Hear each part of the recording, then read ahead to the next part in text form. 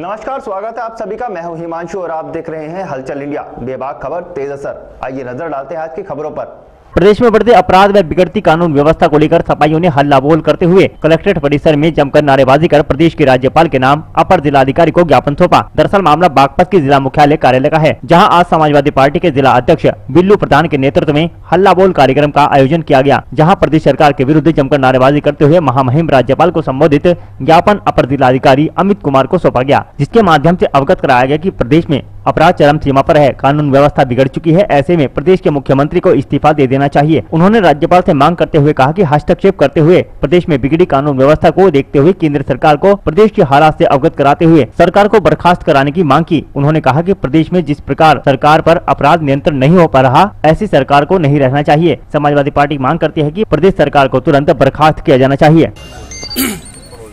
आज हमारे माननीय राष्ट्रीय अध्यक्ष अखिलेश यादव जी के आदेश पर पूरे प्रदेश में डीएम को राज्यपाल के नाम ज्ञापन देना है।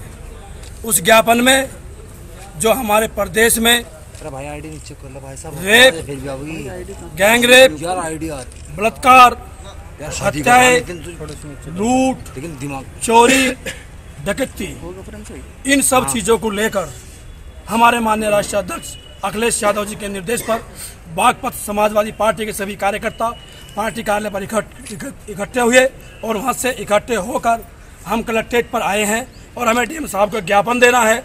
आप सब लोगों को पता है कि इस प्रदेश में कितनी बुरी हालत है। हाथरस देखो, वाराणसी देखो, बागपत देखो, बाराबंकी देखो, बलिया देखो, कितने जिलों में रेप, गैंग रेप, लूट, चोरी, डकैती, बलात्कार, इतनी बुरी स्थिति इस प्रदेश की है। इस बाबा को कुछ भी नहीं पता, किसी बात का नहीं पता। ऑफिस में बैठा रहता है, 11 IAS अधिकारी ले रहा है, जो वे कहते हैं वो ही करते हैं। ना कोई अपनी कैबिनेट की मीटिंग बुलाता है, ना कोई कैबिनेट में पास करता है, कुछ नहीं। इस प्रदेश में अराजकता का माहौल है। इस अराजकता के माहौल के लिए हम राज्यपाल महोदय को ज्ञापन देना है। डीएम के माध्यम के द्वारा राज्यपाल महोदय को ज्ञापन भी दिलाना है कि इस प्रदेश की सरकार को तुरंत बर्खास्त किया जाए और राष्ट्रपति शासन लगाया जाए। अध्यक्ष जी, बलिया में जो विधायक है वो उसके समर्थन में उतरे हैं, जो हत्यारोपी है उसमें उनके समर्थन में उतरे ठाकुर समाज को लेकर, क्या कहना आपका? बलिया का विधायक नहीं, इस पूरे प्रदेश का बीजेपी का नेता सब माफिया हैं। ज्यादातर लोग लुटेरे हैं, बलात्कारी हैं। अभी कल मेरठ की घटना देखी, एक छोटी सी लड़की का बलात्कार हुआ है, वो बीजेपी की गाड़ी पर झंडा लगा हुआ था, वो बीजेपी का था। इस पूरे प्रदेश में अराजकता का माहौल है। ये पूरी बीजेपी की सरकार है, जो नेता हैं वो सब लूट, चोरी, डकैती और बलात्कार में संलिप्त है।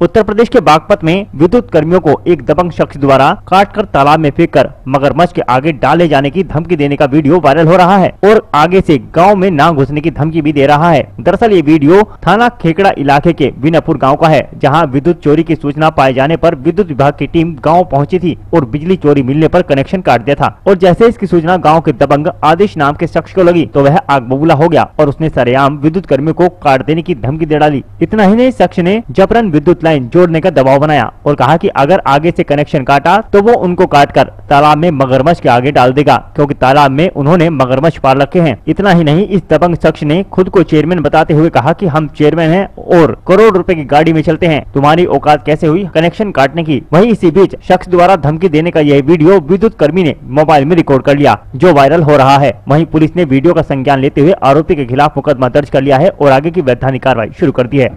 थाना खेकड़ा क्षेत्र में विनयपुर गांव है, जहां पर की बिजली विभाग की टीम गई हुई थी, जो अवैध बिजली चला रहे थे कनेक्शन नहीं लेकर के।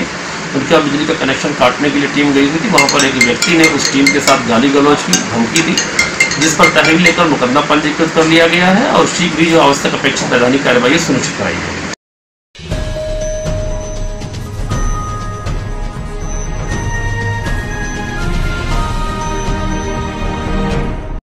शामली पुलिस का एक और बड़ा कारनामा सामने आया है। शामली की झिंझाना पुलिस ने सिविल वर्दी में एक ढाबे पर दबिश दी। दबिश के दौरान पुलिस ने मौके से डोडा बरामद करने का दावा किया है। साथ ही पुलिस ने 4 लोगों के खिलाफ NDPC एक्ट के तहत मुकदमा दर्ज किया है। घटना के बाद एक आरोपी को भी पुलिस ने गिरफ्तार कर लिया। पुलिस के साथ झड़प के कुछ वीडियो सोशल मीडिया पर वायरल हो रहे हैं। वीडियो में 2 पुलिसकर्मियों से ढाबा संचालकों की झड़प हो रही है। ढाबा संचालकों का आरोप है कि दोनों सिपाही हाथों में डोडा लेकर ढाबे पर पहुंचे और 1 लाख रुपए की डिमांड करते हुए डोडा तस्करी के आरोप में गिरफ्तारी की धमकी देने लगे, जिस पर ढाबा संचालक ने दोनों सिपाहियों को मौके पर ही दबोच लिया और जमकर मारपीट करते हुए दौड़ा दिया, जिसका वीडियो सोशल मीडिया पर वायरल हो रहा है। पुलिस कर्मियों का यह कारनामा शामली में चर्चा का विषय बना हुआ है। 9 बजे की बात है, मैं सोया था, भाई जगह हुआ था, भतीजा जगह हुआ था।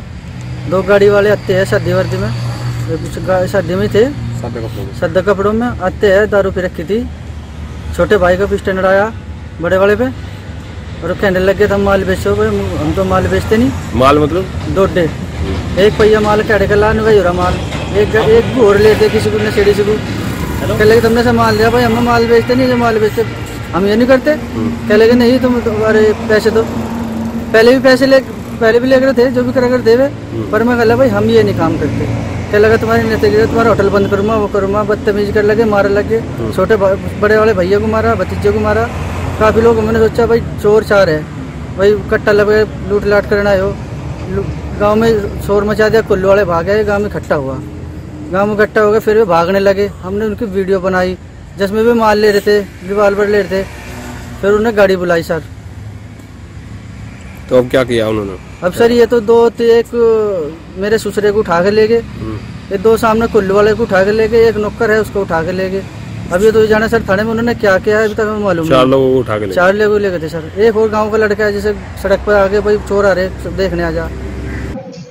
ये सच्चाई इसमें ये है, कल पुलिस टीम जो है एक ढाबे पर दबिश दी थी जहां पर डोडा पोस्त बेचने की शिकायत थी और उसी के तहत वहां पर पुलिस गई थी और वहां पर बरामद किया है 9.5 किलो डोडा पोस्त तथा जो वहां विक्रेता था सलीम, उसको गिरफ्तार किया गया। वहां से मालिक फरार है, उसकी भी गिरफ्तारी की जाएगी। अच्छा सर, ये भी आरोप है पुलिस वालों पे कि वो खुद ले गए थे गाड़ी से लेके पन्नी में। ये अगर चीज प्रकाश में आएगी तो जांच की जाएगी। सर 2 पुलिस वालों के साथ मारपीट भी हुई, उसमें वीडियो वायरल, सब कुछ उसमें अगर ऐसा आएगा तो जांच कर कार्रवाई की जाएगी।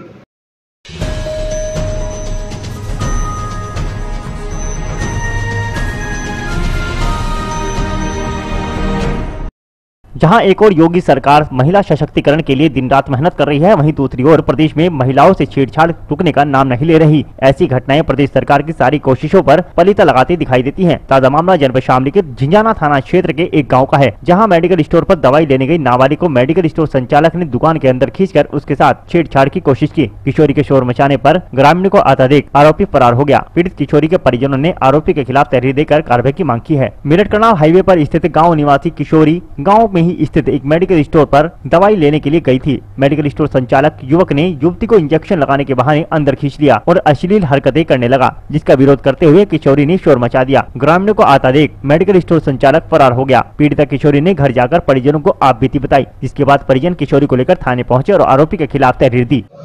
जनपद शामली के थाना झिंझाना के अंतर्गत एक नाबालिग बच्ची के साथ तथाकथित एक डॉक्टर द्वारा छेड़खानी का प्रकरण प्रकाश में आया है, जिसके संबंध में थाने पर अभियोग पंजीकृत किया गया है तथा उसकी गिरफ्तारी के लिए प्रयास किया जा रहा है। बच्ची का चिकित्सीय परीक्षण कराया जा रहा है।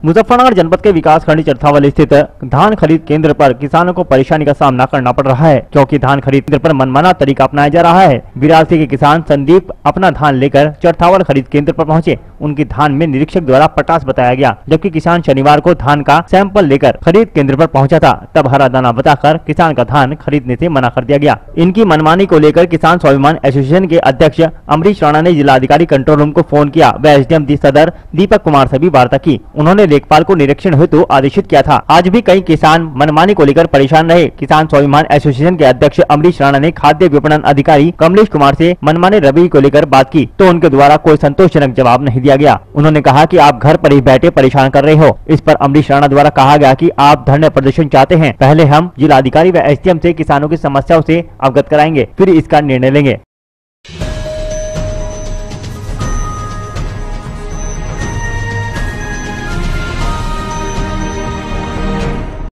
मुजफ्फरनगर जनपद में मेरठ सेवा संस्थान के तत्वावधान में फेक न्यूज ओरिएंटेशन किया गया, जिसमें इस्लामाबाद, शाहपुर, महमूदनगर सदस्य क्षेत्रों में फेक न्यूज ओरिएंटेशन का समुदाय व युवकों के साथ ओरिएंटेशन किया गया। इसमें संस्था के प्रेरक और परियोजना समन्वयक कुलदीप त्यागी ने बताया कि हमारी संस्था समाज को झूठी खबरों के प्रति जागरूक कर रही है। उन्होंने कहा कि सोशल मीडिया पर व्हाट्सएप, फेसबुक, इंस्टाग्राम, ट्विटर आदि ऐसे माध्यम है जिसके माध्यम से झूठी खबरों को फैलाने का सहारा लिया जाता है। उन्होंने कहा कि झूठी खबरें सामान्य बुरी हो सकती हैं। इसमें हमें पहचानना है कि इन खबरों के माध्यम से समाज को एक दूसरे के खिलाफ भड़काया जा रहा है और समाज को तोड़ने का काम किया जा रहा है।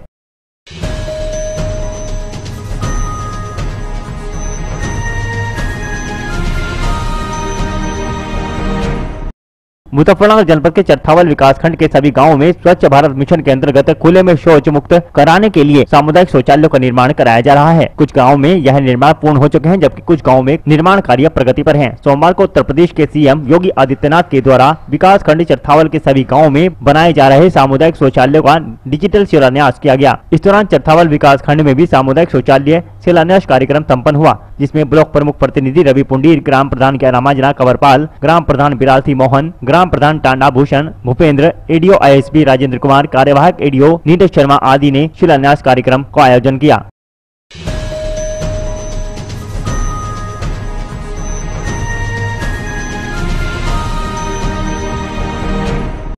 मेरठ के बहसुमा नगर के समीप स्थित नवजीवन इंटर कॉलेज में उत्तर प्रदेश की गाइडलाइन के चलते सोशल डिस्टेंसिंग में छात्र छात्राएं स्कूल पहुंचे, जहां स्कूल में शिक्षकों ने छात्र छात्राओं को पहले साबुन से हाथ धुलवाकर सैनिटाइजर के बाद मास्क दिए। नवजीवन इंटर कॉलेज के प्रधानाचार्य रतिराम मावी ने बताया कि सरकार की गाइडलाइंस के चलते 19 अक्टूबर को स्कूल खोले गए हैं, जिसमें कक्षा 9 और 10 के 27 छात्र प्रथम पाली में पहुंचे। उसके बाद कक्षा 11 व 12 के 26 छात्राएं स्कूल में पहुंचे, जहां शिक्षकों ने उन्हें शिक्षा दी। प्रधानाचार्य ने बताया कि सरकार की गाइडलाइंस के चलते छात्र छात्राओं को स्कूल में प्रवेश करने के लिए पहले साबुन से हाथ धुलवाकर सैनिटाइजर करने के बाद मास्क दिए गए हैं। वहीं शिक्षकों को भी मास्क पहनने की सलाह दी गई है और कहा कि सरकार की गाइडलाइन के चलते नियम अनुसार पढ़ाई की जाएगी। उन्होंने अलग अलग सेमेस्टर के टीचर लगाए हैं। उन्होंने कहा कि यहाँ पर छात्र छात्राएं बैठते हैं, उन कमरों को सैनिटाइज किया जा रहा है। सीसीटीवी कैमरों की निगरानी में सभी को रखा गया है। वहीं दूसरी ओर छात्र छात्राओं को सोशल डिस्टेंसिंग के साथ बैठाकर शिक्षा दिलाई जा रही है।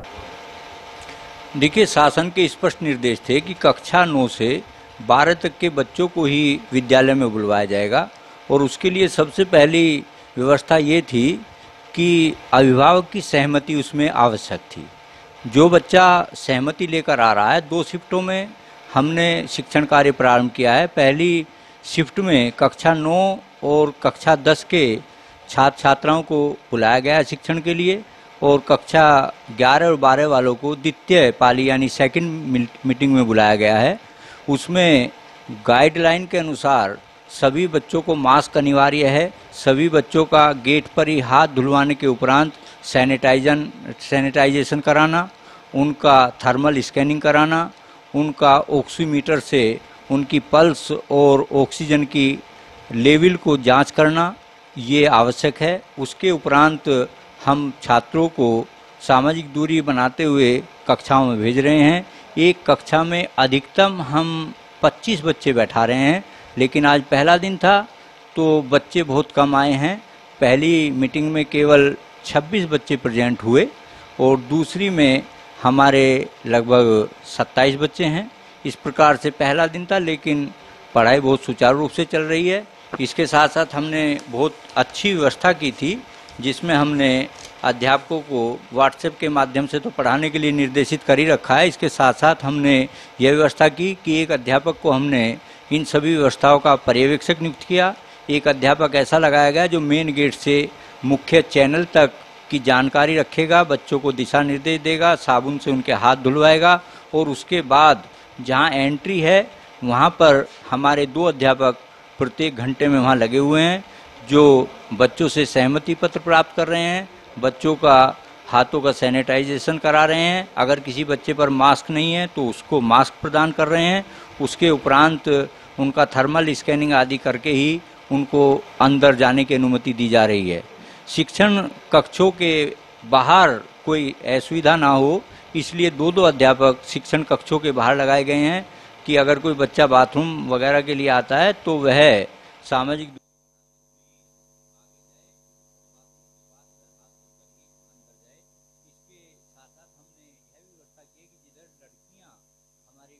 लिए जाती हैं, उधर एक महिला शिक्षिका को लगाया गया है जो निरंतर ये ध्यान रख रही हैं कि भाई एक साथ 2 बच्चे किसी भी दशा में अंदर ना जाएं। और एक अध्यापक हमने ऐसे लगाए हैं जो दवाई और मास्क वगैरह आवश्यकता अनुरूप बच्चों को बांट रहे हैं।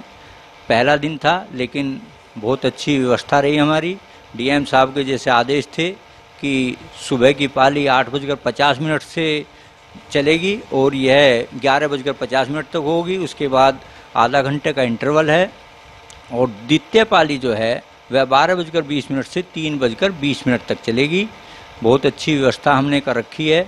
सारी सैनिटाइज की बड़ी मशीन मंगा रखी है। प्रत्येक पाली के अंतराल पर उस बड़ी मशीन के द्वारा कमरों को सैनिटाइज किया जा रहा है और अध्यापकों को, बच्चों को दिशा निर्देश दिए जा रहे हैं। जैसे भी शासन के निर्देश हैं वैसे हम छात्रों को दे रहे हैं।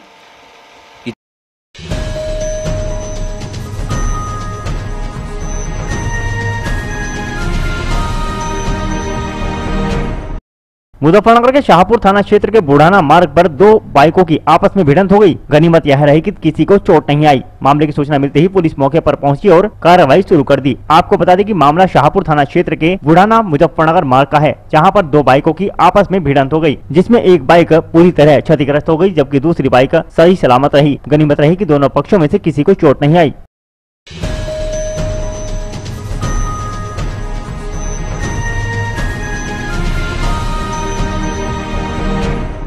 मुजफ्फरनगर के रोहाना मिल में रामलीला सभा की सभी कमेटी और पात्रों ने राम बारात का आयोजन किया। इस बारात में सभी कार्यकर्ता और क्षेत्रवासी मौजूद रहे। वहीं स्टेट हाईवे पर महेश शर्मा पंडित जी ढाबे पर बारात का स्वागत किया गया, जहां पर महेश शर्मा द्वारा सभी का सूक्ष्म जलपान का आयोजन किया गया और श्री राम की आरती की गई।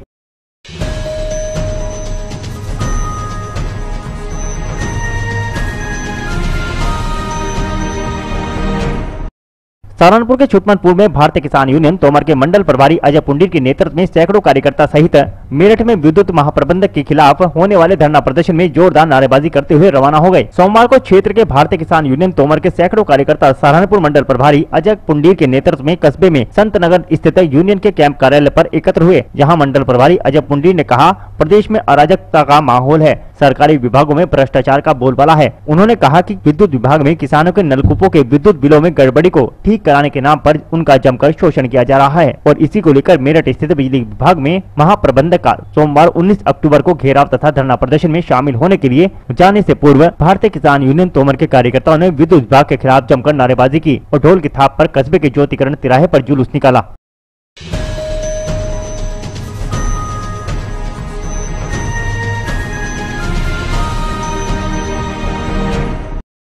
आज के बुलेटिन में इतना ही। कल फिर होंगे हाजिर कुछ नई और ताजा खबरों के साथ। देखते रहिए हलचल इंडिया, बेबाक खबर तेज असर।